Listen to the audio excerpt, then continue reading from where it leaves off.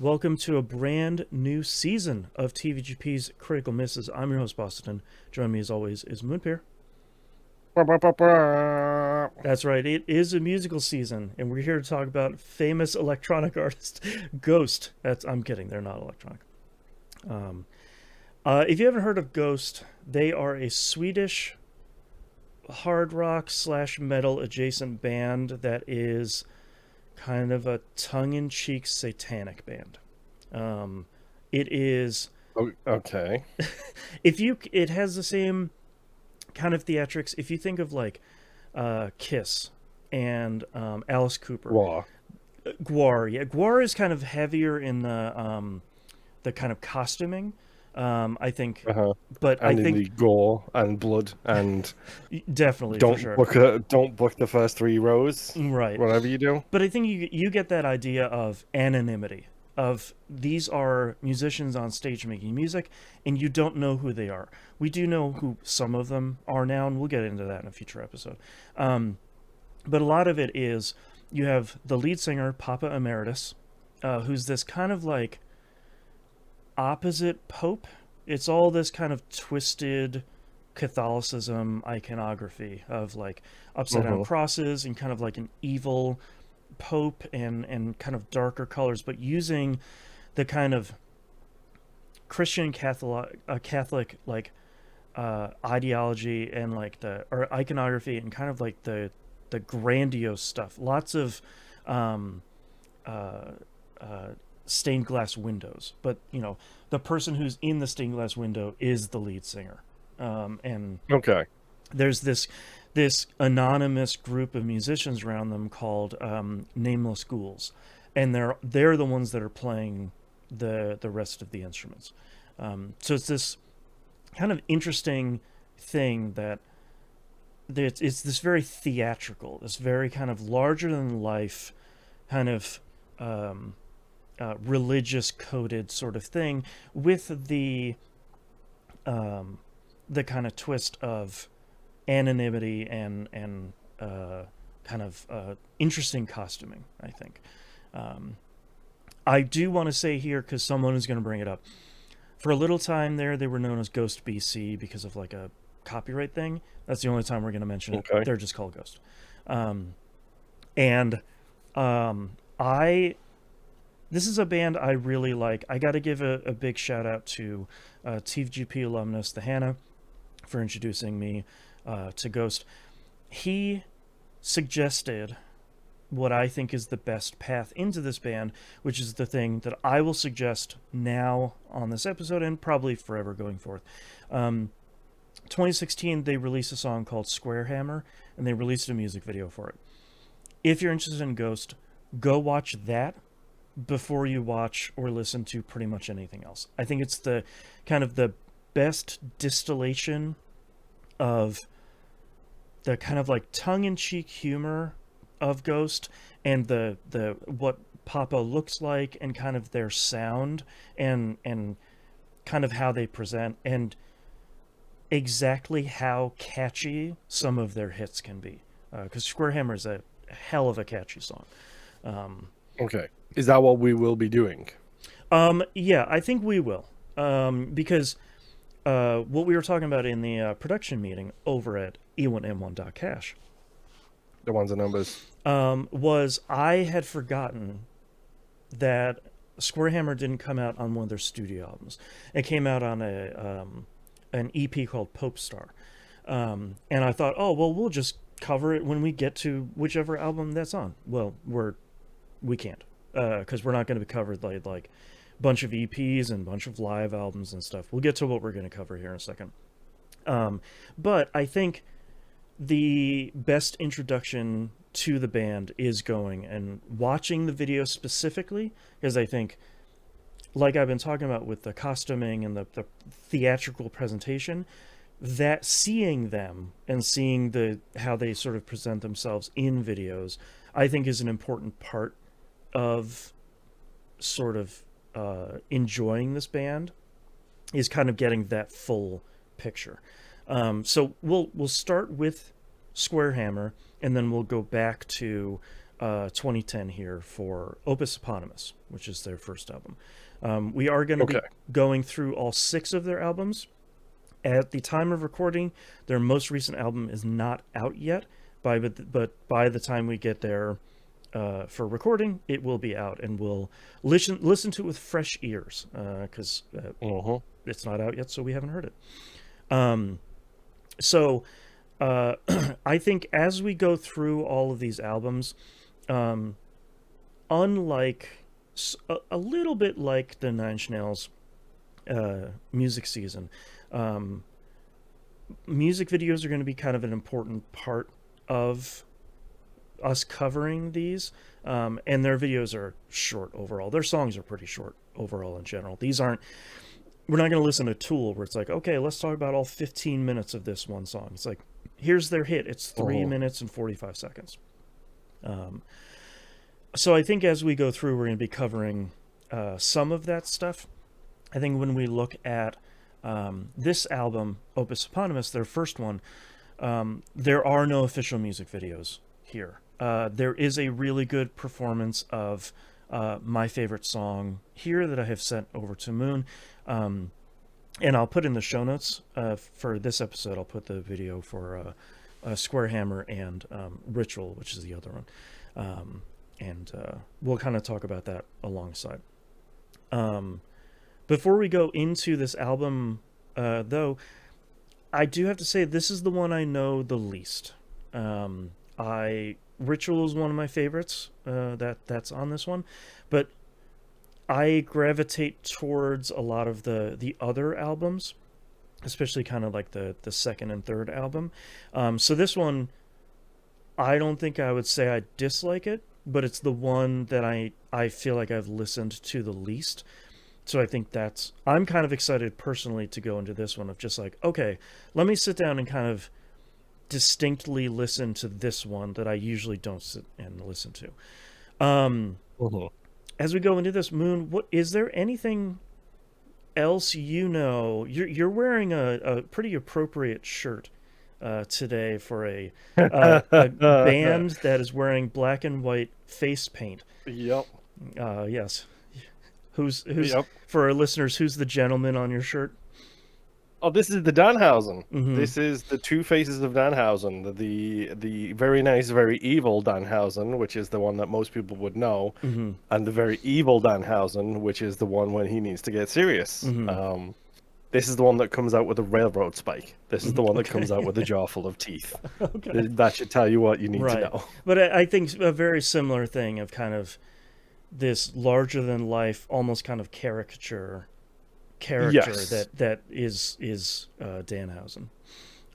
Yes, and like it was very much a case of something he wanted, and then he just evolved with his personality, which is what it sounds like this is. It's something that started off as one thing and then kind of evolved into something else based on who is there, kind of thing.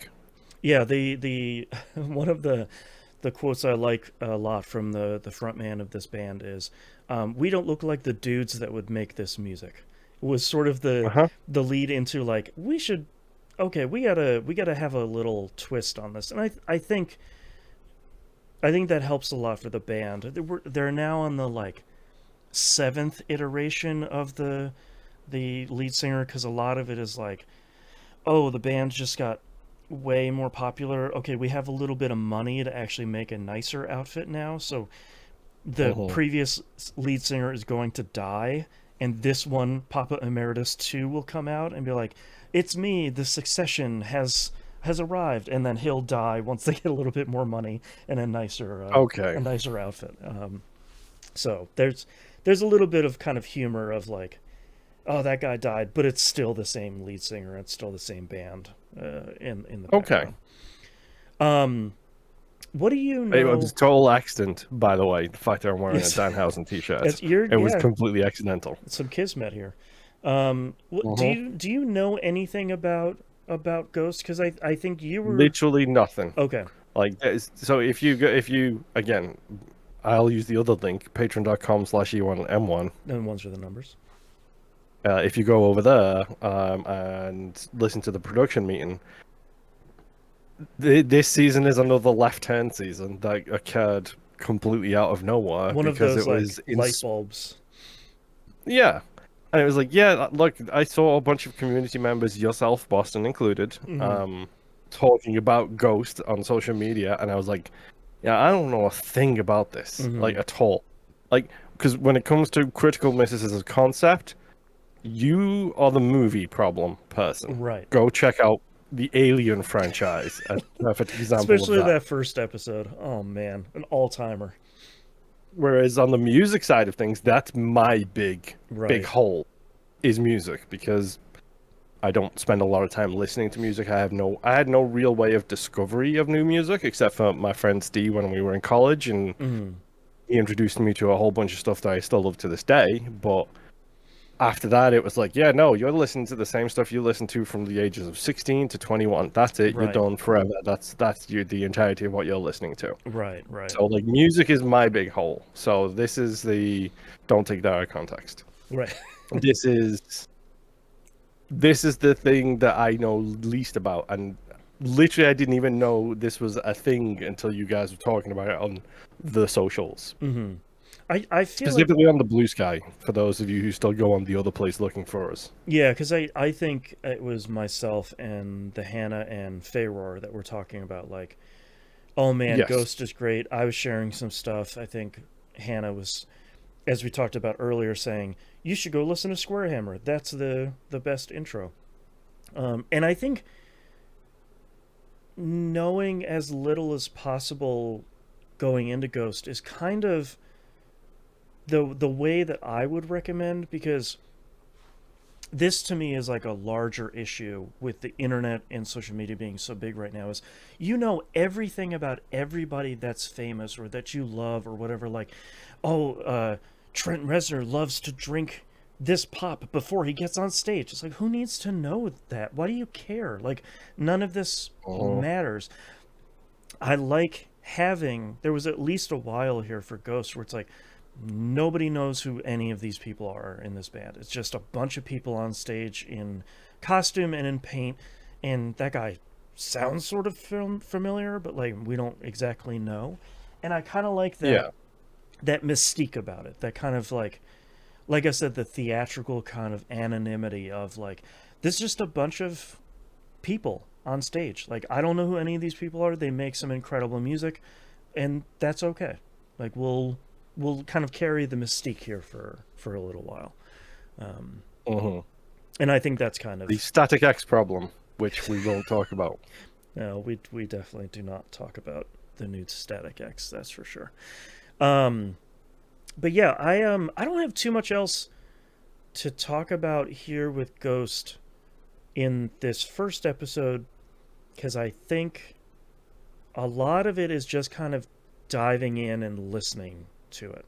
And with this one specifically, um, I, because I've listened to it so little, hmm especially compared to the other ones, I don't know if I have anything to like, or if I did, I don't know if I'd want to prepare you for this, other than it's kind of like a heavy metal hard rock kind of band, and that's about it. Yeah. So So run it down for me and the listeners. What exactly we're going to be covering for this, the first episode. uh So for those of you who want to take a pause right now to listen sure. before part two, let's run it down. Okay, so we're gonna you're going to watch the video Uh-huh. for Squarehammer, and then Uh-huh. we're going to listen to Opus Eponymous, their first album. Uh-huh. And then Moon and I will watch the live performance of Ritual that is on the Music Factory YouTube channel. It's just called Ritual Live Studio. Uh-huh. There are a bunch of other live performances, but I think that one with the like sort of intermediate uh, going through a lawsuit Ghost where he's wearing this very obviously rubber mask of an older dude is a real it's a real choice, but it's kind of an interesting. There's like so few things they recorded at the time because they Yeah. didn't they didn't know that they would be as monstrously huge as they are at the moment. So, Okay. so those will be And at kind some of point, the. you can also text this or message this to me in a Discord channel It's on the already in the site, so I Critical can. Misses Discord channel Perfect. right now. Thank you. So yeah, so to reiterate, Square So Hammer that's all for our critical misses or the audience's critical for our misses. Critical Misses. In the show notes for this episode, we'll have both music videos listed in there. There we go. Yeah, so Square Hammer music video, Opus Eponymous, and then recommended viewing for me because I think it's one of my favorite ones is the Ritual live in studio performance. And that'll be it for this episode. And we'll go through the rest of the albums in chronological order after that. So, Yep. all right. Well, on that note, let's go listen to the album. Well, watch a video, listen to an album, watch a video. You know, the usual. That whole thing. Yeah.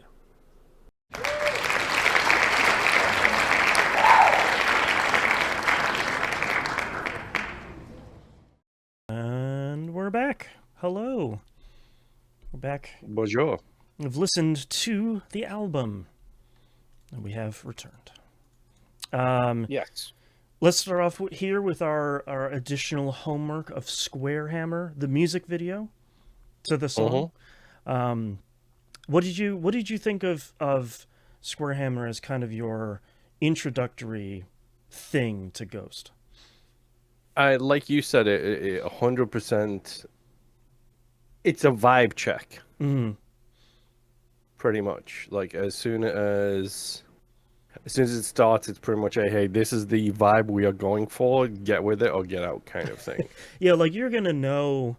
I think after you watch that, whether or not you're gonna listen to them or just be like, that's whatever that was not for me. Yeah. What did you think about the song itself? It was very interesting. So the thing that, and I will probably talk about this in the overall thoughts about this album, and potentially Ghost as a whole, when we wrap this up. It was a very interesting mix of not the vocals I would expect. Yes, like you start listening to that song, and you're like, okay, and the vocals come in, and you're like, oh, okay, Yes. that's different. Which I think, I mean, is potentially and possibly a choice. Just because it flows pretty well with the choir nature of Christianity, Christian that kind of presentation. I think I want to say choral, but I don't know if that's the right terminology for it. But it has a very choir vibe to it. Yeah. Which works really well in the grand juxtaposition of hey, choir but Satan. Exactly. Yeah. I still really love Square Hammer for kind of. I think when Ghost really hits on a song like this, I think they managed to nail the chorus perfectly. Of just like, of course, sort of vocally and catchiness, but also lyrically of this kind of like tongue in cheek, like, are you cool? Are you on the level? Also, you gonna be cool with the devil? It's like, wait, sorry, huh? You're just okay. You're just saying it. Okay, cool. Yep. I think that's been what has been so interesting with me about Ghost. Sort of like we're tongue in cheek. Like we're obviously not like a satanic band, but yes. Also, we're just gonna say like, We're hey, also, are we? Are you cool with the devil? It's like, oh, okay, sure. What did you think of the? And we'll see more of it as we go. What did you think of the kind of presentation of Papa and the rest of the band? That some of that we saw in the video. It was particularly. Okay, so it's a different shirt, but it's the same design I'm wearing. That's this true. week. That's true. Again, not deliberately. This was just clean. It very much reminds me of that Danhausen thing, like where it's just it leans in just enough to not be a parody of itself, Right. where while also still being a parody of the original kind of thing. Right. And it's not like it's like ICP where it's not unsettling. It's meant to Hmm. evoke um sort of a reference, but it's not really Yes, unsettling of like, oh, that's I don't like looking at this overall. yes. Yeah. It's the good-natured Danhausen effect, Mm-hmm. where it's just like, yeah, it's quote unquote evil, quote unquote scary. Right. With like a wink We, and a we nod. yes, we don't talk about the evil Danhausen. That's this version on the shirt for Right, you, with Boston. The one with the intense with eyebrows. yes, the Mm-hmm. intense eyebrows and the blood face. Right. Right. It is the regular Danhausen thing of like, yeah, we know who we are. It's a wink and a nudge kind of thing. Right. And like a little bit of a like we talked about in the first part, just a costume of like we don't look like dudes that would make this Hmm. music, so let's look like dudes that make this music. Yes, Yeah, like an very much evil so. pope. Yep, Um, like an evil pope who is a very distinct skull face. We'll yes. say in that in the Square Hammer music video. Yep. So yeah, Square Hammer. I still think it's a classic. It's one of my favorite Ghost tracks, and I think still just a great intro of like he's a really catchy like guitar pop rock song, and Hmm. you get a good idea of kind of what the band looks like and kind of how weird they can be from like a humor and like a presentation standpoint. Um, Hmm. you can get a good idea if you want to keep continuing to listen. We don't have that out because we're doing a whole season on Ghost. But if you watched and listened to that track and you're like, no, no thanks, and it's like, well, you at least tried. Um, Yes, yeah, and you should download and listen anyway. that's right. Yeah, you should listen to our episodes at To the very us. least. Um, Hmm. all right, let's get into the album itself, Opus Eponymous. Start off with Deus Culpa, an instrumental, which personally I think is way too long. It is, At 133, yeah. I think for 30 seconds you kind of get what they're going for, and which is bad orchestra vibes. well, it's the like the church organ sort of like setting the stage thing, and I like it as Hmm. kind of a concept, but I think it lasts too long, and the next track is really great as an intro. So it's one of those things of Yeah. like, okay, sure, but like let's get into the real meat of the thing here. So, but Yeah. I have thoughts about like instrumental intros in general. So, unless it's Linkin Park's Meteora, where the intro is like what's 5 seconds long, 4.5 seconds, something like that. Something like that. Yeah, that those are okay. That's just a couple seconds. That's fine. Um, do you have any other thoughts on this track? No, Not a I'm lot pretty there. much just like the fight. Like I can't figure out if it's organs, discordant organs, Mm-hmm. um, or if it's backwards organs. Sure. Because Yeah. if it's backwards organs, that's just leaning in so much. True. The first kind of proper track here, Con Clavi Con Dio. Um, what a hell of a way to open up this album with a really great bass line. Um, Hmm. a bass line in an album that has a lot of really great bass lines, which is something that I feel like I kind of forgot about this That is album. definitely true. Yeah. Um, I again, I kind of wish that this was the opening track because that bass line intro and then just the guitars explode after the couple seconds of bass line, and it just doesn't really let up after that. Um, Hmm. what did you think about this one? I really liked it. I meant to ask, what year did this album come out? 2010, if I remember correctly. Okay. Because it has a vibe of that time frame. It like for this particular song, not throughout the whole thing, but for this particular song, Mm-hmm. it had a very 2010 vibe.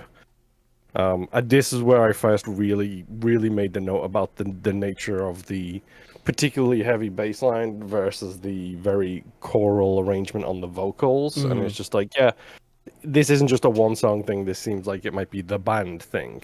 Yeah, it's really definitely at the very least throughout this album of kind of like the chorus here is the lead singer singing some Latin business in kind of uh like a chorus sort of thing, like a something you'd hear in mass.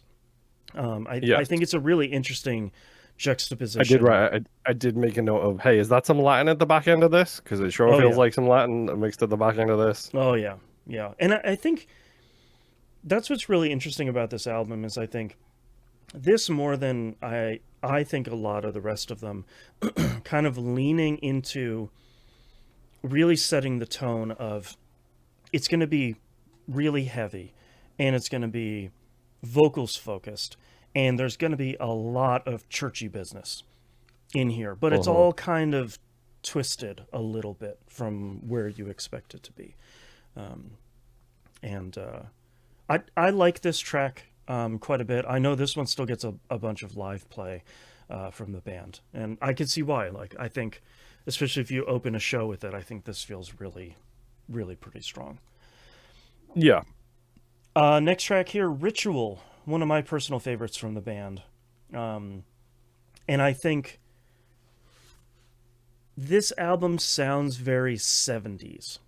Like it has that kind of 70s fuzziness to it and kind of throughout it you kind of see the like pop stuff later in the album. You have that kind of like uh LSD fueled kind of ideas, the dreaminess of some 70s bands.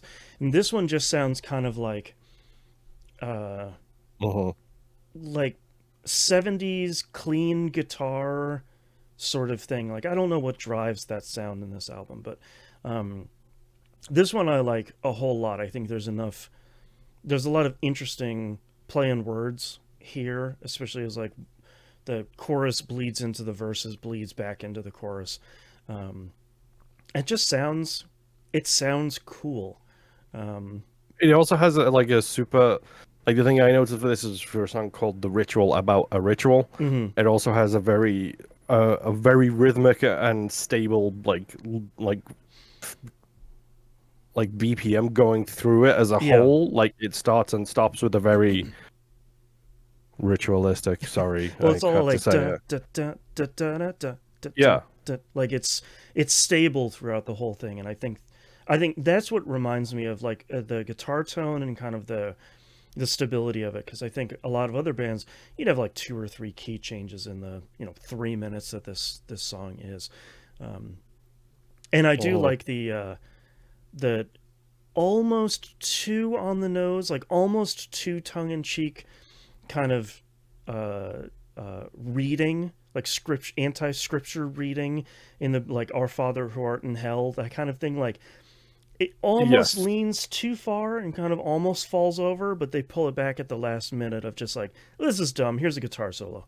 Um, Yes. so, We'll get into that in a couple of songs. mhm. We should probably talk about the live in studio version of Ritual that we watched alongside this. I'll have Squarehammer and the Ritual videos linked here in the show notes. So check those out. What did you think of the kind of performance of Ritual from years after this album came out? So this is the thing I didn't see before this because I completely forgot there was a Okay. second video to watch. Part of what I like about that performance from Ritual is it sounds crunchier. Like it sounds a little bit heavier and a little bit crunchier, and I think that helps the song just a little bit. Like this album version of it is really solid, and it definitely is one of my favorites. But you listen to that with just like a little bit more grit to it. I think that helps the song quite a bit. Um, Uh-huh. Next track here, Elizabeth or Elizabeth, as he pronounces it here. Um, So Is this about a real person? Man, I don't know. I kind of, I mean, yes, Louise. like I Elizabeth. appreciate the affection, Louise, but Hi, you need to Louise. go.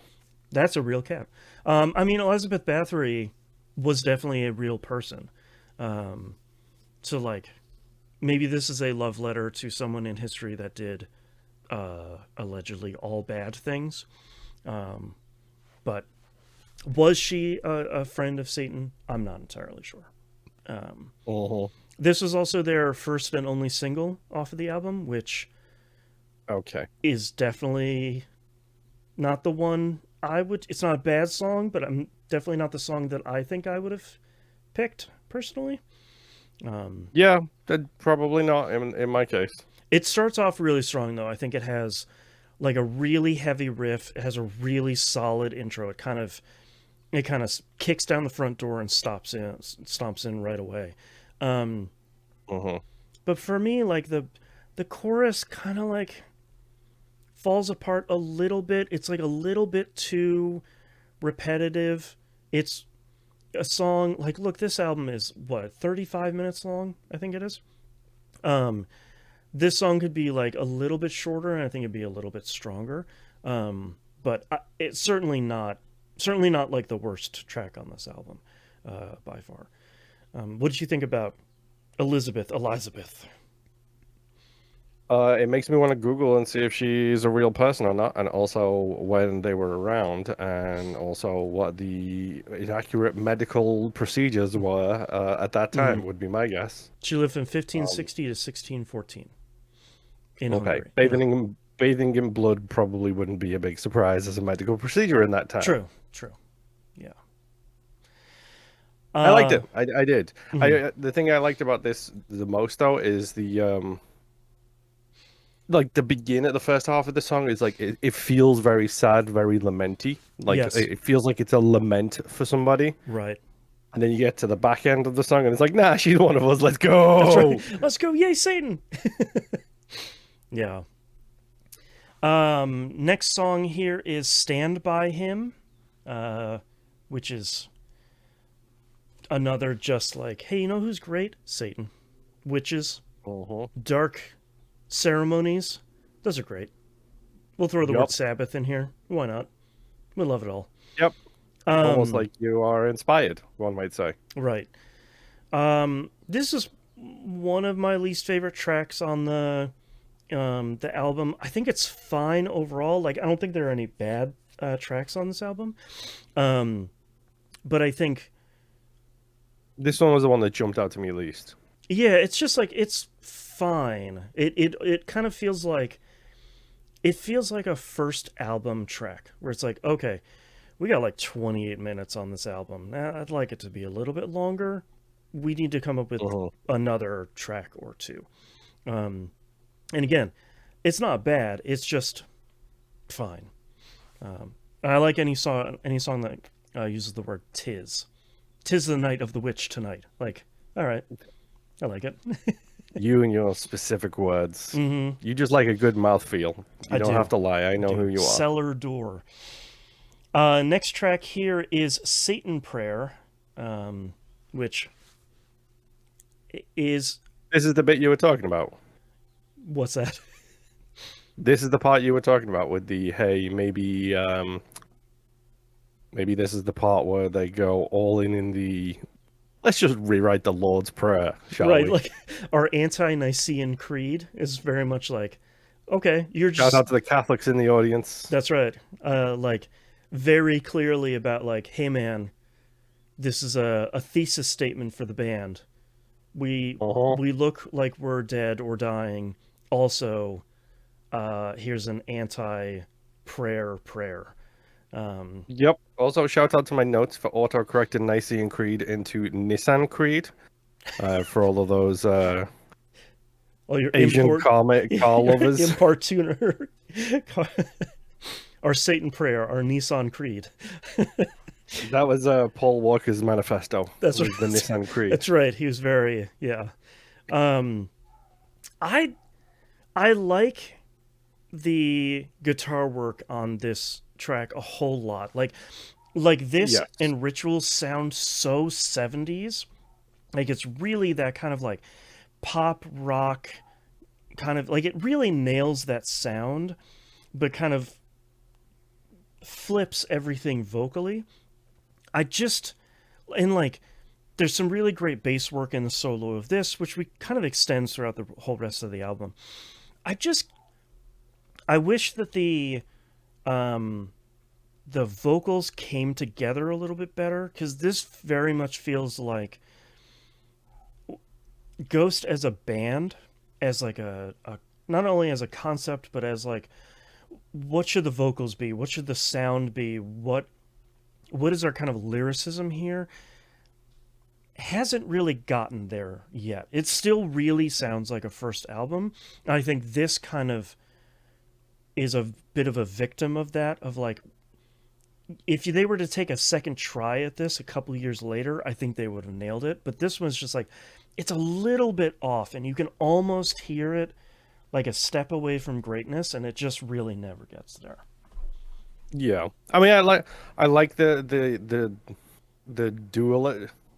Sorry, my brain is shot. I worked 6 days this week. More about that in the previous pre-show that you've probably already listened to if you're a patron. Right. Um, The like dueling the guitars. no, the dual like vocals of it, where it's Yeah. just like it's the light and airy stuff at first, Mm-hmm. and then when it goes into the Lord's Prayer, quote Right. unquote, I like the fact that they just lean all the way into the whole death metal kind of thing part of it, where it's just like, yeah, this is the Lord's Prayer, and we're gonna sing it, and it's for our Dark Lord, not your regular old Lord. Exactly. Right. Next track here we have Death Knell, which is probably the most obvious track on this album of just like, Okay, uh-huh. now I know. I didn't know what a knell was. I was like, Mm, what is a death knell? right. I don't know. So I Yeah. literally just Googled it as we were talking, and because it was something I meant to do and then forgot. What is the definition of that for the audience and me? It's a bell that rings when someone dies. There you go. And maybe you might be dying in the song because you're having romantic moments with Satan, Mm-hmm. which this track just Yeah. lays out. Yep. You gotta So get ready for that Damien production. You that's know right. what I'm saying? That's right. Wink. Um, this one is okay. I again, It's fine. This is like the second weakest song on the album to me. yeah. I think there's some really good guitar work in the breakdown. I called that out specifically in my notes. This might be really cool live. I meant to go see if I could find a live version of this, because I could feel like if you had like a really big audience kind of singing along with this, and you have a little bit maybe heavier in a live production, I think it'd be really cool. But it's fine.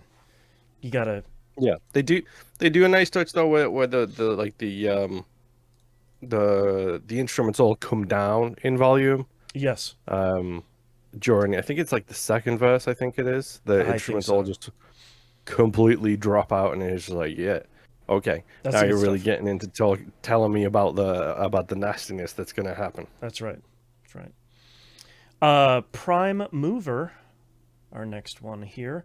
Um, I I like this intro a lot. I really like again, kind of like It's a the banger of an intro. yeah, and like kind of like Conclave Con Dio, where like the bass line is leading, and then it as soon as the guitars come in, they both mesh together super well. Um, Mhm. I like that in this track quite a bit. Um, I think lyrically it's fine. It's a lot of like, yay, the Dark Lord is being born, hooray! Um, I, I I think the Ghost overall maybe hasn't settled into their lyrical prowess in this one as much Yeah, as they had in later albums. Um, but to me, this one's another one that's fine. I have nothing really wrong to say about or like negative to say about it. It's good. It's solid. I Mhm. like it. What do you think? Yeah, me too. Like, it. So one of my biggest issues with Poets of the Fall is the fact that they are very lyrically basic, and that's how this felt. This Hmm. album as a whole, to me, it was very. I hope you go deep into the lore of Christianity at some point and really reverse it up and take it for a spin in some Yeah, of these future albums. it's a lot like listening to Muse, where it's like this is all pretty surface. Like Yeah, the and music's great, and, but and like until they decide to go all in, and then when they go all that's in, they right. go hard. That's right. Yeah, check out a future Muse season, maybe. Um, Yeah, maybe not. We'll see. yeah, we'll see. Yeah, but this is another one that is solid. I think it's nothing. It's right there in the middle for the album. Um, Mhm.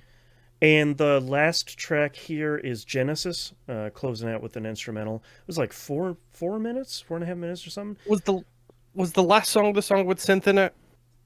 Do my ears deceive me, or is it just this song that has this instrumental that has a bunch of synth in it? There's a lot of synth throughout the whole album. This one, Genesis, I think is the one that features the most.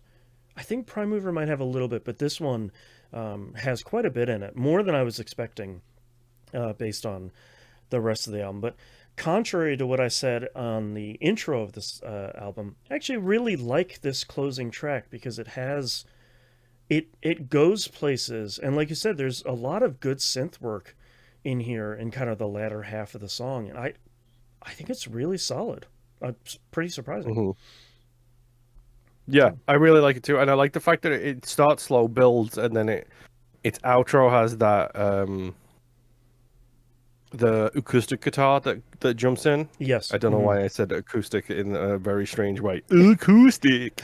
it's been a long Again, dead week. brain. Don't come at me. Yep.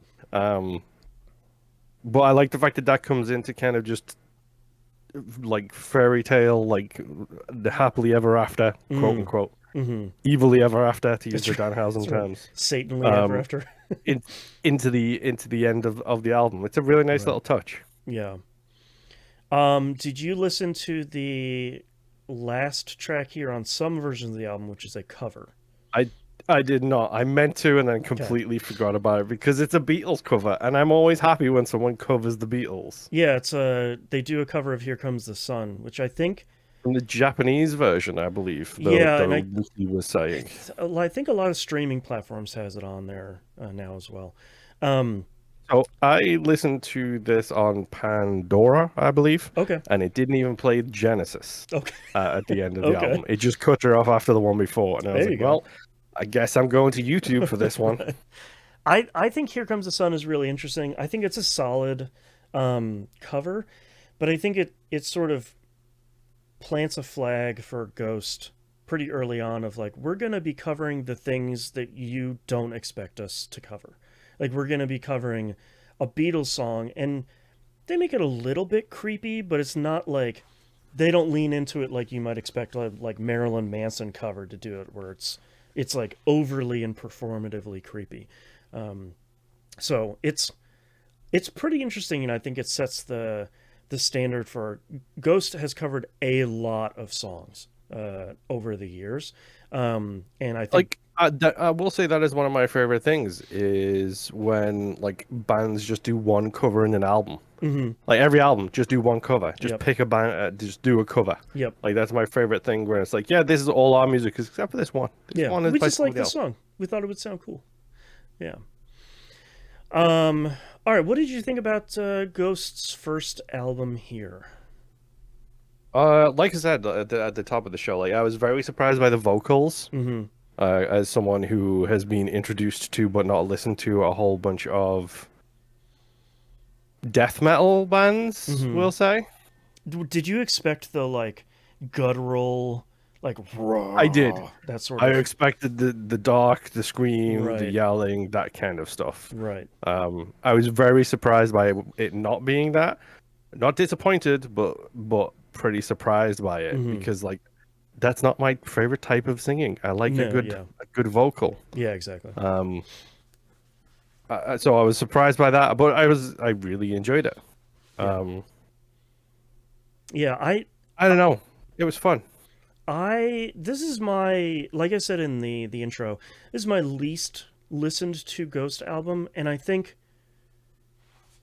I really love a lot of the future albums. And I think when you compare this album to a lot of the other stuff, it's fine, but man, do I click with Mhm. a bunch of the other albums way more. So, like, I'll listen to Ritual because that's easily my favorite track off of this. Yeah. And a lot of the other ones are fine, but it's not stuff I'm like, oh man, I gotta put on Opus Eponymous. Like, I gotta listen to that today. I'll usually gravitate towards like a bunch of their other albums. I don't want to like poison the well and say this is my favorite album because we haven't gotten there yet. Um, but Mhm. it's not one of those like, we all have bands that we like where we're like, yeah, they're oh my god, their stuff is so great. Just don't listen to their first album. It's not. It's real. But start with album number 2. The first one is just Yeah. it's bad, man. This The isn't Parks and bad. Rec effect. Exactly. So it's just like make it through season 1, you'll be fine. Um, but this one is like this album isn't bad. They're just not there yet, and I think Hmm. we'll see what happens in the next album about have they arrived yet. So usually I give recommendations for homework in between 2 albums of like there's a live album and there's an EP or something. There's nothing. It's just this album and then Infestessimum is the next album. They went on the road and they started recording the second album. So like that that's it for this one. So we'll get Oh, into that's good. some additional stuff in future episodes. But as Hmm. of right now, you got nothing else to watch if you've already watched the two videos for this one in the show notes. Um, I'll watch the other one if I remember between now and then. yeah, it's a short one too. It's only like how long is the track? 4.5 minutes, something like that. So it's not too bad. Dude. This cat Mhm. is losing her mind. Well, luckily for her, Mhm. we're done with this episode. Thank you very much, everyone, for listening, and we'll see you all next time. Bye. Bye.